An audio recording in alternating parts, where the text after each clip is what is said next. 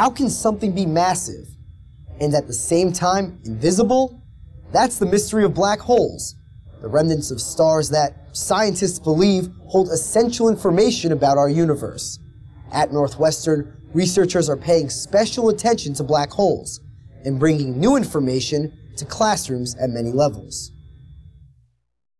I'd like us, Tyler and Kashyap, since you're leading the discussion, to start from the gravitational wave material. Professor Vicky Caligera is teaching some very far-out ideas.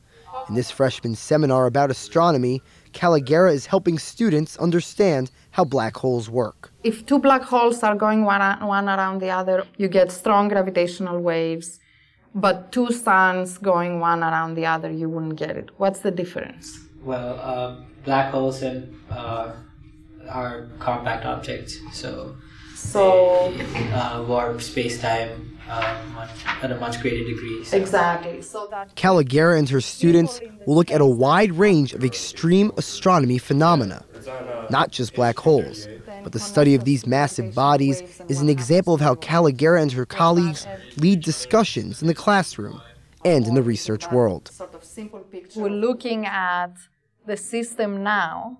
At Northwestern, Caligera is the co-director of Sierra, the Center for Interdisciplinary Exploration and Research in Astrophysics, a team of faculty, graduate, and postdoctoral students across schools and departments, many devoted to greater understanding of black holes.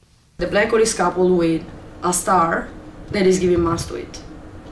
So an energy is released, and we can observe black holes as X-ray sources. Black holes are often formed by the collapse of big stars, more massive than 10 times the mass of our sun. They are the most compact objects in the universe, so dense they emit no light. Their gravity is super strong. They have a lot of mass concentrated in a tiny little volume. So if the sun, for example, were a black hole, it wouldn't be as big as it is, but it would be smaller than the metropolitan Chicago area. Black holes come in different sizes. Professor Farhad Zadeh studies supermassive black holes, which exist at the center of galaxies. There is up to a certain point that you can have a massive star and eventually collapses and form a black hole. And this is a seed black hole. And then over the age of the universe, matter accretes onto this black hole and becomes bigger and bigger. There are also what are known as stellar mass black holes. They're comparatively much smaller, about 10 to 20 times the mass of our sun. Caligera showed us animation based on their research data, which explains how these smaller black holes can be detected. The movie shows how, with its gravitational pull, the black hole draws a massive star near to it, then works like a vacuum cleaner. So this is the process of feeding accretion onto the black hole. Because black holes are black and they don't emit any light, not even light can escape from them, if they are not interacting with something else, it's very hard to observe them. Animations like this develop from theory. Sierra astronomers create models on computers. A computer is an astronomer's lab in the sense that we cannot run an actual experiment, but we can run a computational experiment. Then they test their theories with data from telescopes and other instruments. Coming up, the program's graduate students get out in the community. I really like blowing people's minds. And bring their research to high school classrooms.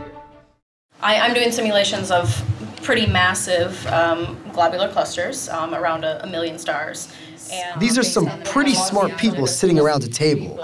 They're all members of Sierra, Northwestern's research center, talking about their collaborative work in physics, astronomy, and computation. As they let off energy and gravitational radiation, they're going to be getting closer and closer to one another. One of them is Ben Farr, a Northwestern graduate student.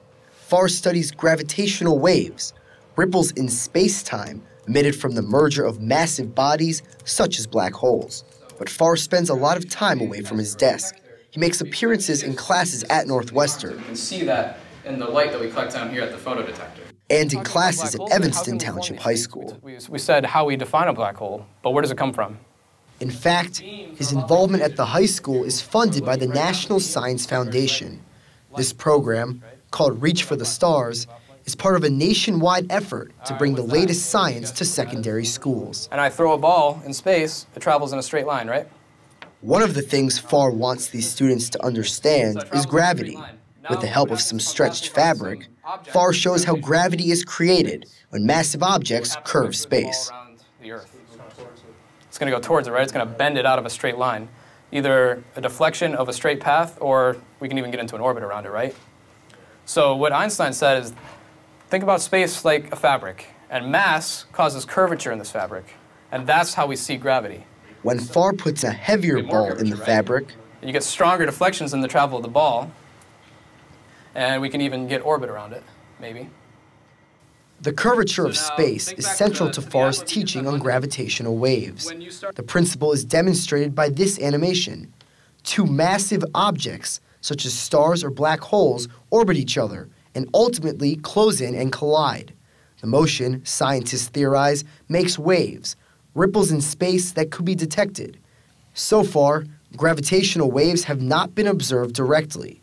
The idea of learning about the waves and how to prove that they're actually out there is amazing, to understand something that you can't even see.